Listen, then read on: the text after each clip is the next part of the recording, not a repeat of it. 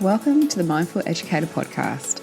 This is a place to come if you're seeking calm amongst the chaos, transformation and personal shifts, inspiring conversations, and practical advice to help you build a more balanced and fulfilling life. Come join me, your host, Victoria R. I'm a mum, teacher, coach, mindfulness instructor, multi-business owner, and city-turned-country girl, and I'm sharing the lessons I wish I had known sooner. Let's take this journey of personal growth and meaningful change together. Cool. Okay, welcome everyone to the Mindful Educator podcast. I'm joined today by Ash, and Ash has, well, firstly, a bit of background. So Ash is actually my husband's cousin, so we're related. And Ash is also moving into the space of being a doula, working with women, really advocating for those that are wanting to have really, I suppose, their own type of birth and postpartum journeys, isn't it, Ash? So Yeah. why don't you start just by saying hello, telling us a little bit about yourself, and yeah, we'll go from there. Well, hey guys, I'm Ash and I'm a mum to a 2-year-old boy, Billy.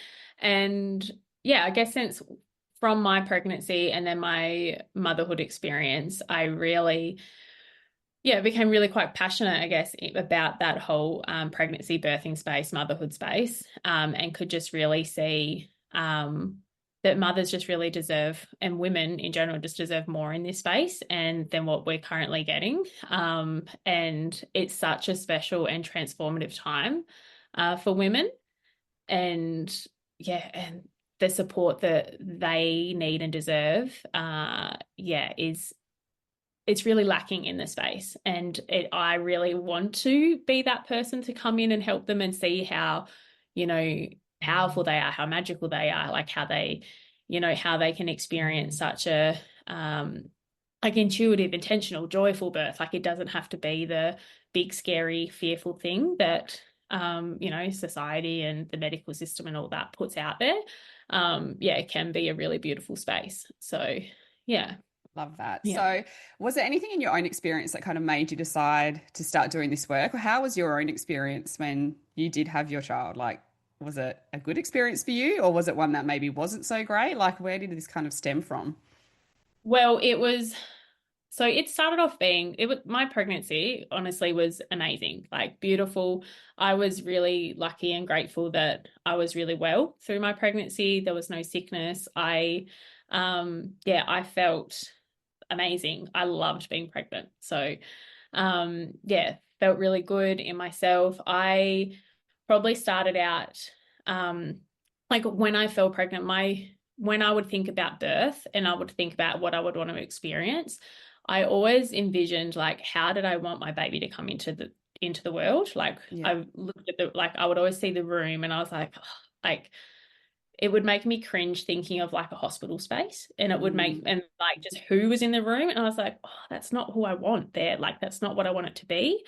Um, and, and then I would also think about myself and the person that I was as I was pregnant and that as I would birth, and then what I would be like after. Like, I would think, I guess I had like a little bit of like a worry there that what my birth experience would do to me in postpartum. And like it would be, because I guess because of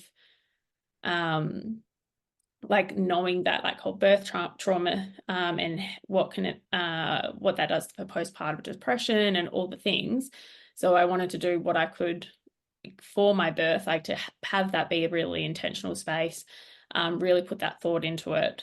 So knowing all that, I did a lot of research. I hired a private midwife. So I didn't actually have a obstetrician. I went a private midwife, and I was planning a home birth. So that was all the whole plan. And honestly, I would recommend a private midwife to everyone. Like they come to your home, like it's just beautiful. Like it's that continuity of care throughout. It's just amazing. And because you get that postpartum support as well, her coming to your home and all of that. But anyway, so that was the plan, having a home birth. Everything was going amazing. But then when I was got to 34 weeks, I was measuring quite small. And so my midwife just said, let's just go and get a scan just to make sure everything's all good, everything's all there. And at the scan, so it was a growth scan and with like an ultrasound. And it came that Bub was measuring quite small. It's called intrauterine growth restriction. So where Okay. the placenta is prioritizing the head over the body. And so the measurements are just like, so the head is, so for Billy, for example, he was measuring the head was in the 92nd percentile and his body was in like I think it was the second percentile. So there was like Yeah, quite a big right. difference. Yeah. Um, and so then from there, it was just like a whole lot of monitoring because what can happen with that is like they'll start to like preserve energy and not move a lot, and or the placenta can like shut down. There's like a whole bunch of things that could Yeah. happen. So it was just a lot of monitoring, a lot of getting extra scans done, just checking that growth week by week. But he did great. Like he actually like each scan got better. Yeah. And but it did mean that the home birth was not able to happen. And then it was another thing, Billy was actually breech as well. So being breech, although it is just a variation of normal, Mm. being in the small town that I am in Geraldton, it's not a variation of normal here in Geraldton. Yeah. Um, yeah, being a small town, small hospital, um, they so well, for majority of people, when you hear breech, it just goes straight to cesarean birth. It Yeah. doesn't, no, there's not a whole lot of people or places that would do a vaginal breech. Yeah. Although I had great faith in my midwife as she's done breech birth training, that with the whole growth of Billy, because there's like there's like a risk of like the head getting stuck because his head Yeah. was Okay. quite a lot larger than his body. There's like Mm. a risk of like the head getting stuck because like the body will come out when you're not fully dilated and all the things. So there was Yeah. whole lot of risk. There was a lot of conversations, a lot of all the things with doctors, with my midwife, Yeah. trying to get in contact with people to get other opinions and all like everyone was doing so much too because I wanted the vaginal birth. Yeah. But then there was this moment when like a voice just spoke to me and it was just like it's okay. Like it was Yeah. just a voice that just spoke to me like it's okay. Like and it was just and then that in that moment I just said to Ryan, I'm like, I have to have it like I have to birth by cesarean. Like it's just Yeah. like it was just this like knowing. And so we did. And Yeah. honestly, it was beautiful. It was amazing. Like it was the most amazing day, amazing experience, beautiful experience, most joyful time. And I put that down to the values, the feeling, the intention we put into it. Like Yeah. even though it wasn't at home and it wasn't the birth that we wanted, everything that we wanted from that birth is all there. Like although it obviously was in a medical space, Yeah. like I had my midwife there, I had Ryan there, we had our music playing, we had like all the people there were so lovely and like laughing and beautiful and so happy for us. And then we made our room. So once we got back to our room, Ryan had put like a big plant all in there, like from home. Like he put like little fairy lights through the room, little I love candles. that. Like it was just like so he just made it like our home, like what it would Yeah. have like. So like there's all that like intention piece to it. So although it wasn't the exact birth experience, like there's that transferable things. So Yeah. yeah, Oh, I love that, Ash. yeah, And I love how yeah, like you knew to listen to your own intuition in that moment as well. I think yeah, that's something that we often maybe don't refer to as much, especially because we do try kind of put a lot of our trust in the experts, don't we? Or, yeah, who the medical yeah. professionals are in that case. And yeah, I love that you kind of just knew what was right for you in that Mm, time. And even though it wasn't what you had planned, it was what was yeah, needed. Yeah. yeah, yeah, Oh, and exactly. I'm Exactly. going crying. That's just beautiful. Oh, I know. He was so I love good. it. He was so good. Yeah. Yeah. And Yeah. yeah, so I guess from all that, like that was just like a big piece of like, or like I knew all that of how to do that from all the education I gave myself and all the Yeah. work I'd done on myself, I guess, beforehand. Yes. To be able to do all that. And, I had my midwife, I had Ryan, who was a great support as well, but there's not a lot of mums that have that. And they would Mm. have just like you know, like in if anyone else like was in that like that situation, it could have turned out very differently. And yeah, so Yeah. Yeah. mm, So, yeah. based on that and kind of what you've been through, how do you then take that to help other women when they're kind of going through this themselves? Like, yeah, what's would be your role in that regard, with what you're doing now? Um, yeah, so with what I do now, like when I work with mums, I I first get really clear on like what do they want to experience from birth? Like what I guess what their beliefs are on birth and what they know about birth, and then what they want to experience, what they want to feel, um what their needs are, their values are around it.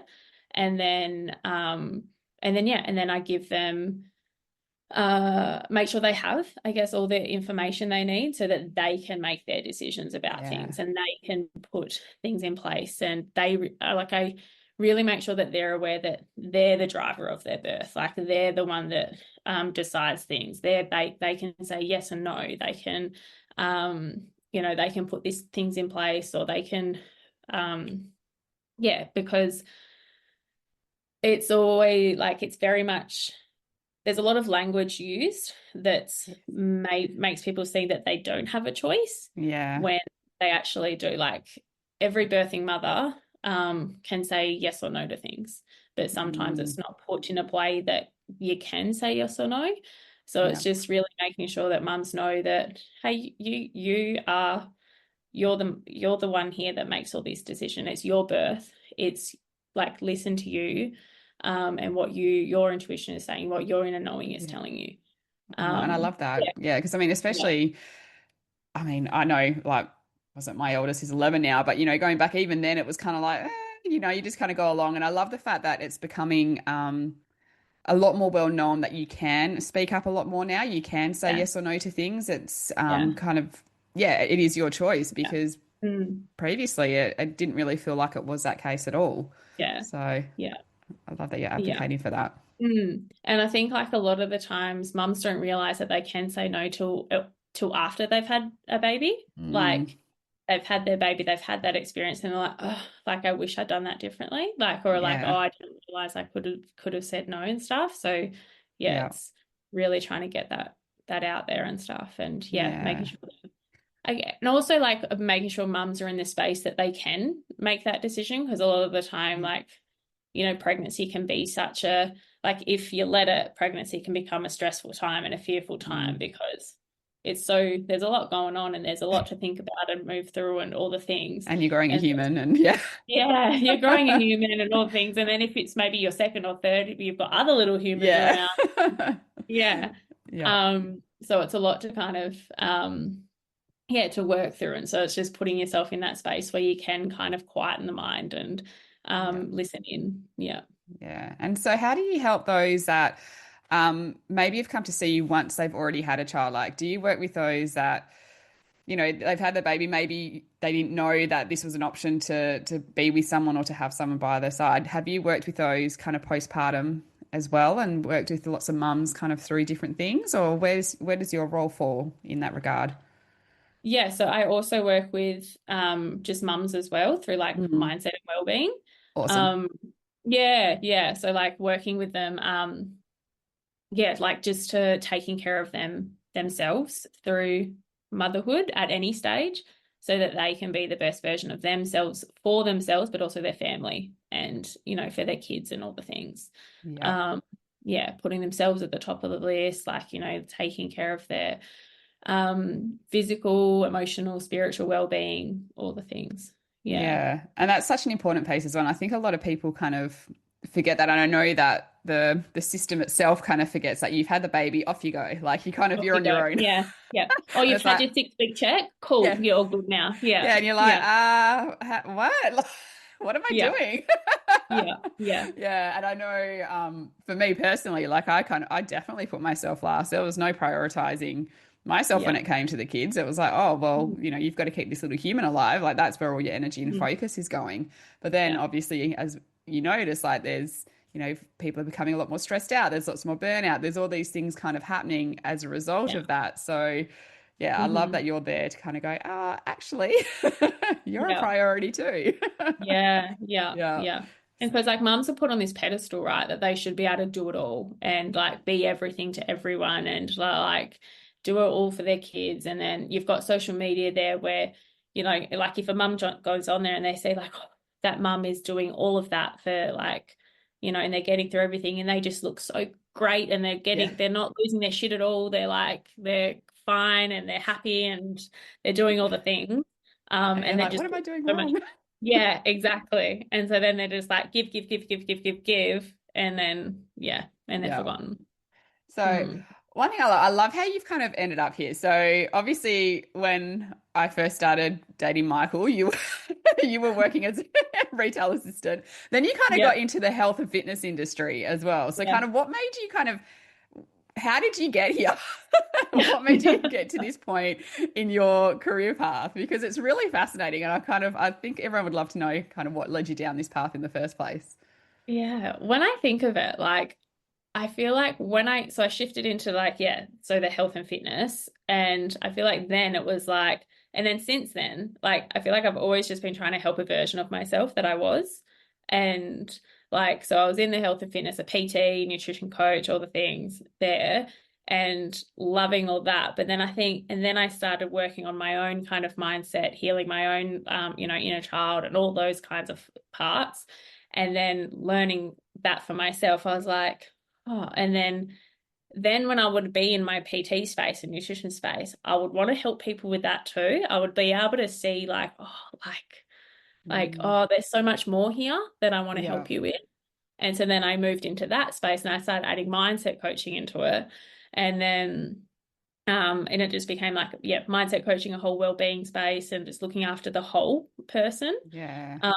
Yeah, person as a whole. And um I guess I was still using the nutrition and the exercise part, but it kind of shifted and changed into using that as more of a um, I guess embodiment piece and more of a piece of like taking care of them, not whereas before like it would have been like they had like a fitness goal or a weight loss goal or something like that. But then when I moved into the mindset, it was like, okay, well, but what's beneath that and what's Mm, underneath that, like, and what's like, where is that stemming from? And so it was like bringing the bothness together. yeah. And yeah, and then when I fell pregnant and had Billy, it although that um the fitness, I guess, and nutrition part was there, so it hasn't absolutely gone away, but it's definitely shifted a lot. Like Mm, now I move and I exercise for definitely like my mindset part of things or what I need to do for my body to, release energy to move energy. And yeah, like, and I eat for my health and my well-being rather than for a specific weight loss goal or things yeah. like that. And I guess where I'm at is what I like to then help people with. So Yeah. yeah, That- yeah.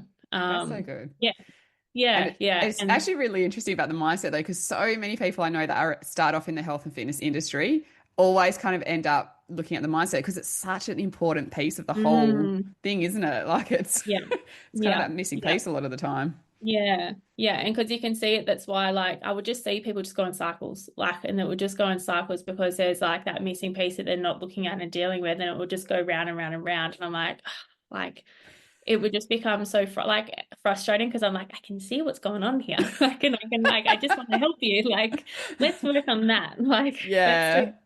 yeah, Yeah, but yeah, until they're kind of ready to help themselves, yeah, absolutely. you kind of just have to Yeah, sit back and wait, don't you? Like, oh, yeah, absolutely. Like, yeah. yeah. That So whole kind like of you what can't lead a horse, you can lead a horse to water, but you can't make it drink kind of thing. Yeah, Yes. Oh, that is so yeah, true. And I yeah, think, yeah, the last few months in particular, I've been noticing that an awful lot in yeah. different areas. I'm like, it is so true. And you do need to come to that realization yourself. And for a lot of people, it's very confronting to kind of go, oh, okay, maybe I need to deal with whatever issue has kept coming up that stopped me from losing the weight because, whatever it might be has been playing over and over in your mind. And then, Mm, yeah, I suppose that's where you're able mm. to come in and then help. So Yeah. with all that mindset stuff, like how do you then use that now? So obviously you're helping women with the birth experience, you're helping them after. So I'm Yeah. guessing the mindset's a big piece of that as well.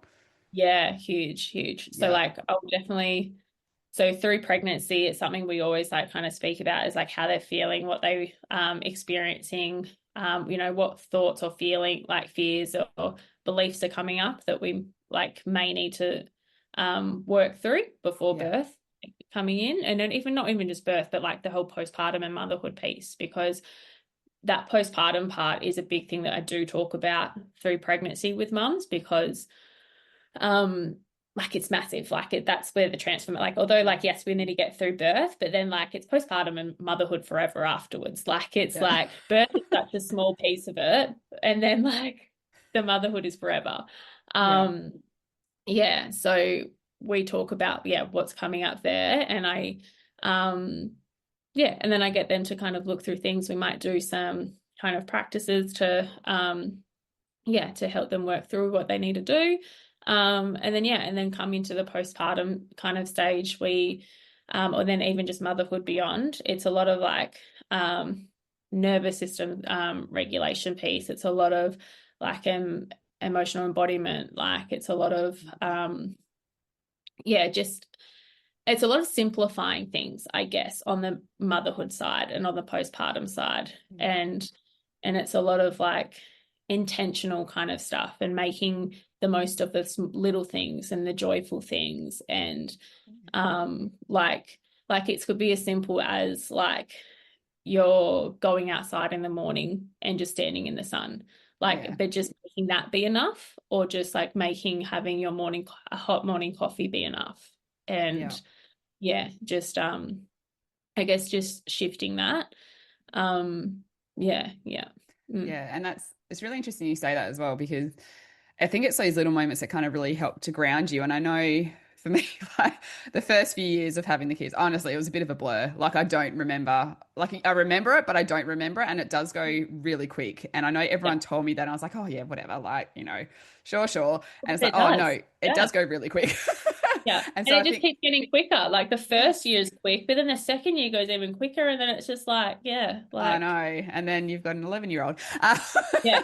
Yeah. And so I think if I'd known then what I know now, it probably would have been a lot different in that, yeah, you do just really appreciate that moment that you're in because they are little for like only a short period of time. And then, they're off doing this, that, and everything else. And I love that you're kind of bringing that message to the women to just enjoy that moment, just even if it is just being outside with them. And I know that you share that a lot on your socials as well. Like I know you guys get outside, you do lots of things, you just take those moments not only Mm, with Billy but also with yourself. And I think that's great that you're sharing that because, like I said, it does go so quick. and yeah, we and we want to enjoy that time that we have with them while we've got them yeah, with us. So yeah, yeah, yeah, I think that's so absolutely. important. And Yeah. like one thing I like to remind mums of is like, what version of you are you giving your kids? Mm, Like what are they seeing? Because they learn, watch and learn everything from you. Is like they don't do what you do. They don't do what you say. They do what you do. yeah. Like it's like um and whilst like, and I like to say like yes they are only small for so long and they've only got that time for so long. And because when people say that, you often look at it as a thing like you only have that time with them for so long, Mm, but they only have that time with you as well for so yeah. long, like, Ooh, yes. and and then that those first few years of their life are so important for them, and they Yeah. are learning so much like emotionally. um they're not just growing physically, but they're growing like they're learning so much about the outside world, how to emotionally regulate themselves, how Yeah. to like they're going to go through all of the sadness, the anger, all the things, but then they're learning all that from you. And so it's like you only get that time for such a short period to Mm, influence them. And so it's like, well, what version of you are you giving them, and what are you teaching them, and how are you bringing them up, and all those things. So it's like yeah. just that piece of like looking at it. Yes, you only get that time with them for so long, but they only get you for so long in that time as well to learn from. So Yeah. Yeah, and that's such a powerful reminder. And especially with all the research that tells us just how much of an influence we do have in like those first 7 years of Mm, life, essentially. Like that's as their brain's really kind of yeah. growing, absorbing all the rest of it. So, yeah, that's Yeah. very good way to put it. Yeah. And I Yeah. love that you were able to kind of go into your, I suppose, motherhood journey knowing that as well, because I think there's so many that haven't known that and they've kind of learnt it afterwards, or they may not have learnt it at all. I don't know. Depends on Yeah. whether they're interested or not. So the fact that you kind of been able to start your journey into motherhood with that is beautiful. So Yeah. Yeah. Thank you. Definitely threw me at first. Like those first months, like I think because I'd missed the piece of like even though I had all this stuff, like it's still going to change yeah, so much. Like, yeah, like I'm not going to be able to do all the things that I used to do in the capacity that I used to do. yeah, Like, and so it took me those few months to go, okay, these things need to shift and move and pivot and be that bit more flexible yeah, with how I did things. And which is where that intention piece kind of came in. It was like, okay, I can't do, say, my 10-20 minute meditation or my whole ritual of what I would used to do, but now can I go out and can I be in the sunshine just for those 2 minutes and just breathing, and let's let that be yeah, enough, because I bring yeah. that love and that intention into it, and it doesn't matter for how long. It matters that like that piece of, yeah, just bring that intention into the little things that I do. Yeah. Yeah. And what do you notice with Billy when you do things like that? Has anything kind of come through? Like, does he copy you when you do it? Does he kind of pick up on the No, calm? 100%. Yeah, like 100%. So when he's upset and when he starts, he asks to go outside. So like when he is, yeah, so when he's like in the big feels, big emotions and is upset, he's like, go outside, need to go Oh, outside. And yeah, oh, so he'll love go outside. And yeah, it's that. so beautiful. And he called, like when he gets outside, he's like, oh, beautiful sun. It's just Oh. like, I know. Oh, that is so sweet. Yeah, yeah, Yeah, and it's so good that yeah, already he's learning how to regulate his own emotions just from watching you and how you've done it. Like yeah, yeah, he's going, yep, this is what I 100%. need. Yeah, yeah, yeah. It's so true. So yeah, it's so important, and it's so yeah, so important. And like because Yeah. they do mimic you. Like if you're losing your shit, they're gonna lose their shit. And if you're like, if you're calm and all the things, like they're going to be calm, or they will slowly become Yeah. calm, like staying calm and yeah. We're given that chance to co-regulate with us. Yeah, Calm down. exactly. Yeah. Awesome. So Exactly. what are you working on now then? Like I know that you've done quite a few different things. So what's kind of your current process at the moment? What's your role? What are you doing? Tell us. Yeah, what am I doing? What are you Oh, doing? whole bunch of things. So yeah, I work. So now, like, I've got like a few clients, like birthing mums, and so yeah, working with them one on one, like in person, um, and like through their pregnancy, birth, and then postpartum. I've got a current like motherhood group program that we're working through, so that's currently almost halfway through, and then I'll be relaunching that early in the new year. Um, yeah, and then like a few other pieces, like I do like just like one-off sessions with mums for like their birth mapping, so like planning their Oh, births. Yeah, yeah. So that's I call it a cool. birth map, but it's not like we can't, and because what it is like people always say like you can't plan anything because it's all Mm, like, like yes, birth is unexpected, but we can still plan so much of what you want it yeah. to look like, feel like, your values, like bringing all that into it. And then also like with the birth map, it's like if this happens, then that happens. Like it's all that, like if we get to that roadblock, we've got these decisions. Which decision will we make? We'll make that one. And so it's That's like such a you good do idea. have a plan for like where we go throughout. Yeah. Yeah, so doing that with mum. So that's yeah, something That's that we're awesome. currently, yeah, Yeah, yeah. because I think with the birth plans as well, like most people think it's such a regimented sort of thing, like this, and this, and this. And it's like, I Yeah, love that you've called it a map and it's like, okay, well, we can't go right, we'll go left and we'll do this one instead. yeah, And yeah, yeah, exactly, exactly. yeah, Like there's definitely a few things that you can be like a hard no on, and like, yeah, and it's just like stating that in there, like always remembering that like these are not your wishes or your mm, intentions, they are your decisions. Like, yeah, and it's like, yeah. very Mm. nice. So when Mm. you're saying that you're working with some of the women kind of during their pregnancy, does that mean you're also going to be there for the birth as well, or is that Yeah. how? Yeah. So I'm there for the birth. Yeah. So I'm with you throughout that whole journey. So it's like Yep. that continuity of care, like kind of thing. So we have that built relationship through pregnancy because I come to your home and we build that relationship. We do your birth map, we plan your postpartum, we work through any fears or any beliefs that are there and stuck that we need to figure out beforehand. Yep. And I get to know like you and your partner because your partner is a big part of it. Mm, Um, and he needs that support or they need that support as well, just as yep. much as you do. And yeah, I find out what's important for you, like in that birth space. So when it comes to that, I can come in there and I can be that support person for you with what you need. Because there'll be Yep. some mums that need me more physically or that need me more to be there, like, saying affirmations or working with Yep. them in the body, like with pressure points or whatever the case may be. Or there may be some that they want their partner to be that person. And then I'm there as that, like, say, like safety bodyguard person with all the like keeping the environment and the room quiet and keeping people out and making sure that their decisions are respected and all Yep. those kinds of things. Um, yeah. That's so So cool. So, yeah, technical question. How does it work within a hospital setting? Like, are most hospitals pretty open to this idea and of having someone like a doula in the room, or how's it working now? Because I know it's quite a yeah. traditional thing. It's So, yeah. So yeah. it's definitely like a mixed bag.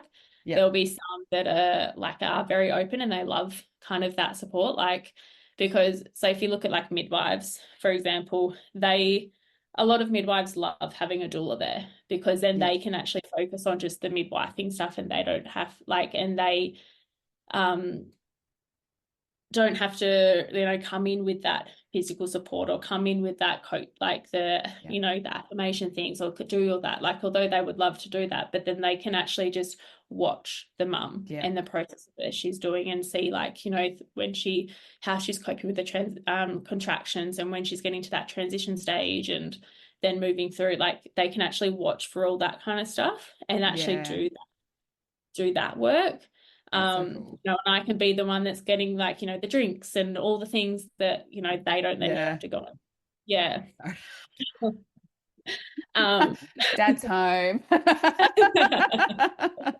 Yeah. Oh, that's so cool. So, yeah, yeah, yeah. because I did often wonder about that, like whether, yeah, kind of Mm, how it works in the hospital setting, because I know you hear yeah, horror stories, obviously, when a doula, yeah, like everyone's like, oh, yeah, there's all these, I yeah. suppose, the Oh, hippie things, and yeah, people get really negative yeah, about it. But I'm like, yeah. surely that's not a bad thing. I would say from an like there'll be really like obstetricians out there that don't love it and Okay. that they go down the path of like why do you need that and all that and I guess because they want to come in and they're they have their own, I guess, biases and their own Yeah. opinions and their own reasoning behind things. Yeah. Um, and then and then we're coming in and advocating for the mum and doing that, and that may go against what they want to do and how they see the birth Yeah. should be happening. And yeah. Cool. I'm just going Mm, to pause this chatting thing today. All right. Back to it. Um, all right, yeah. So it is interesting there hearing about the doctor biases and stuff as well, mm, because yeah, I know that's probably where I've heard it before, but yeah, I guess it is what it is, and that's going to happen within any industry, I think, that yeah, we're in. yeah, So yeah. yeah, And you've got some beautiful ones out there, but then you do get some shockers. So yeah. yeah, But like, yeah. yeah, I guess that's the case And with it's the anything. case with everything. Yeah, exactly. Yeah, Yeah, yeah, especially when it does come to change, because obviously, yes, most people are quite resistant to changes, and then to have such a big change start to come into the industry, people are like, yeah, oh, yeah. Especially but when people's egos start to come into play as well. So mm, yeah. yeah, and you're Mhm. just like, Mhm. quietly observing. Yeah, yeah, just kindly observing. Interesting. Yeah. Yeah, yeah. Yeah. So, okay. Mhm. So with these women that you're with them during the pregnancy, you're with them during the birth. How long do you normally spend with them after the birth as well? Or does that depend on the woman and what they need at the time? Yeah, it all depends. It can be so in a hospital setting, it's generally like in that birth space after it'll be like roughly like 2 hours, give or take, like a bit. Yeah. Like I'll be there with them for a few hours. But then like if it comes to like a home birth, for example, it could be like, yeah, many more hours in there. So yeah, I'll just be there like supporting them. I really love to make sure that they're feeling comfortable, that they're and it would depends how their birth has gone, like as Yeah. well.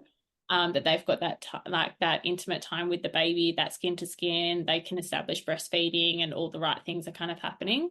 And then Yeah. once they feel safe and they feel comfortable, then yeah, I'll head off and yeah.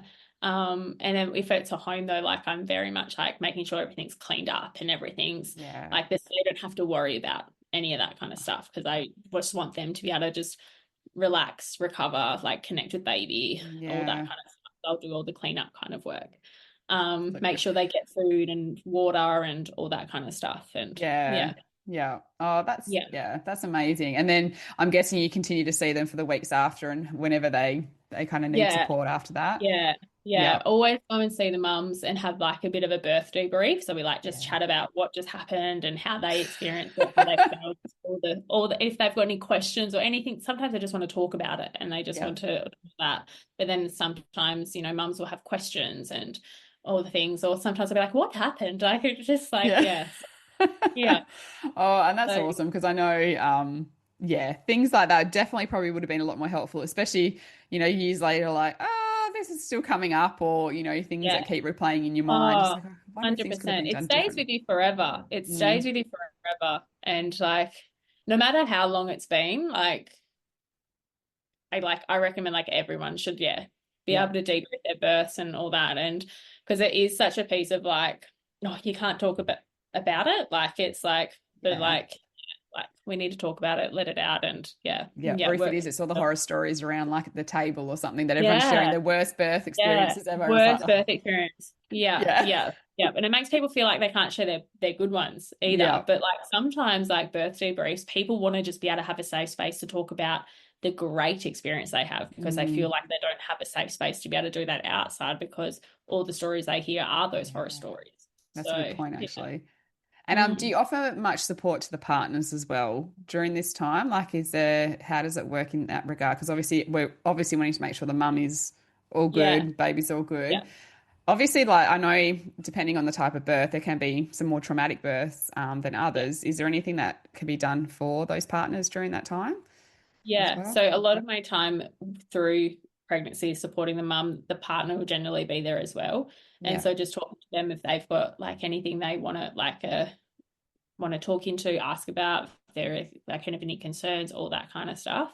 And yeah, then with so talking to them about what maybe the mum wants his role to be or the partner's role to be yeah, and how the partner's feeling about that and so then I'll help so they say if the partner is going to be the more physical kind of support help him with what to do so I'll be doing this like before then like things that he can yeah, do things he can say things that he can um like um like with the physical touch the massage any kind of pressure points yeah, like all that kind of thing um and yeah, and then in the birth space, it's me just watching and me yeah, just watching like with how they are, because they're going to be physically also under stress, like emotionally, like it's going to be hard for them to be able to see their partner going through this pain, this emotions, like mm, all the things. And you don't know how they're going to react to that kind of stuff, like yeah, until they're in the moment sometimes. And so it's just watching and just supporting when they need it. If they need yeah, to step out, I can then step in and help with the mum and yeah, all those kinds of things. And then also just debriefing with them once the birth has yeah, happened. Yeah, and just make sure how they went through that, how they feel. Because the partners can get have that birth trauma just as much as what the mums can. They experience it yeah, on different levels and yeah, yeah. yeah, yeah, Mm. definitely. Yeah. Yeah, Yeah, no, I've seen that before, definitely. And it is because I mean, especially if perhaps something doesn't go right and you're watching your loved one kind of yeah, in this state where it's like, what's yeah, going to happen? So of course, yeah. they'd be experiencing that as well as you would be as well. So yeah, it's And good it's that, especially for men because if it's because men like they like their innate thing is to like protect yeah, protect their women like and all that and so they want to like the men will want to protect like the mum their partner. And when they feel like they can't and they're not able to, they would like, it's a big thing of like they could potentially feel like then that they failed and that they and all those kinds of things. So it's just it's a big piece for them. So Yeah. And it's great that you're able to be there to kind of go, you know what, like this, you know, you did do what you could. You did protect them the best that you could. Yeah. And I mean, that's the thing, like with having, you know, with childbirth, it is one of those things that can change so suddenly. And that obviously, we want to make sure that everyone afterwards we're all good. Yeah. And which is why like that birth map is so like important as well. So like, as you say, like things can change so quickly. Yeah. But then when things do change, we're like, yeah, cool, but we know where we're going. Like, and we've spoken about it and we know it. And and it's just a little caution. Yeah. Yeah. And I love that. I really admire the work that you're doing because I think it's so important that women do have that understanding and that knowledge and actually going there informed because for so many of us it was like, oh, we just kind of do what you're told, whereas now it's like, well, you can actually it's just make like that choice. I'll be a good little girl, people please, like do as you're told. Oh yeah. Let's rip over that one. Good old people pleasing, hey. I really admire the work that you're doing, Ash, and I think it's such a great service that you're providing for the women, especially up in Geraldton. So, and whether it be the wider community, but who knows where you're going to end up with it. But what is the best way for people to kind of find you, follow you, get in contact with you? Where do you hang out normally? Normally, just on Instagram, Ash Tomlinson _. So you can just find me on there. Send me a DM, or you can book in a connection call. But that would probably be the best place to find me. Awesome. And if you could leave the listeners with just one piece of advice, what would that be? Oh gosh. I know everyone's like, oh, Victoria, one. You always have the answer within you. Like you always have the answer within you. Yeah, you just have to give yourself the space to hear it. Yeah. Oh, I love that. That's so good. Awesome. Thank you so much for joining me, Ash. I've really appreciated it. And thank you, Vic. It's been great. Yeah, and I love hearing about all this side of stuff because it's really interesting and new. So thank you. Thank you. Yeah. Thank you so much for tuning into the Mindful Educator podcast. I would love it if you could help get the word out, either by leaving a review, sharing on your socials, or telling your friends, or even all three. If you would like to get in contact, head to my Instagram at the.victoria.r or my Facebook, Victoria R. My DMs are always open. Thanks again for listening, and I'll speak to you again soon.